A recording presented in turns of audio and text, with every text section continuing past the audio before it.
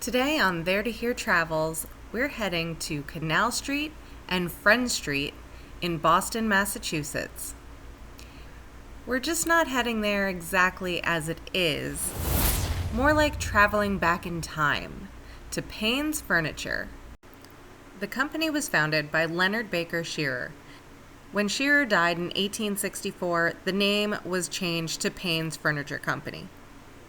The company was at this location in a couple of wooden and metal buildings until a fire destroyed it.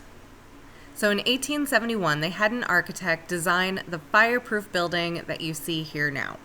They eventually sold that building in 1914 and moved to a beautiful building they had built on Arlington Street, where they stayed until the 1990s. Okay, so what's with Payne's Furniture Company and why am I talking about it? Well, I recently acquired this chair that had been in my family for over 100 years. First thing I did was look at the bottom and see if there was any stamps, and although it was damaged, I was able to figure out where it came from.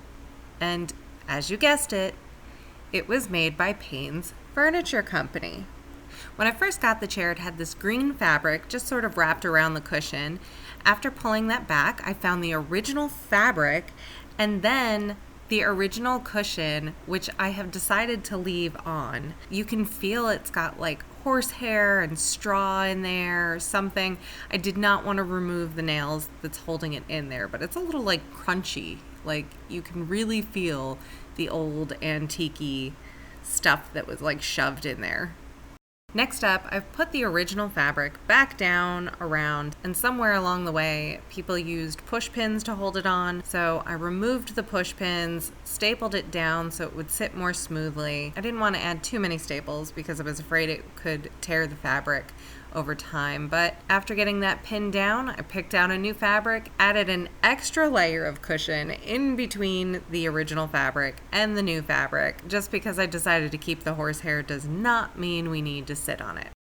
After adding the new cushion and the new fabric, it just popped right back in, and voila, here it is, all done. Check out the comparison from original to new. I love the detail in the woodwork. It just is a beautiful piece. My mom's mom had some pretty interesting taste. Now I know we're a travel vlog and most of our videos will be about travel instead of time travel, but I just really loved this piece and wanted to share it, and at the very least just have it for my own memories, and I hope you enjoyed it with me. If you haven't already, click like, subscribe, and the notification bell so you can follow us from there to here and everywhere in between.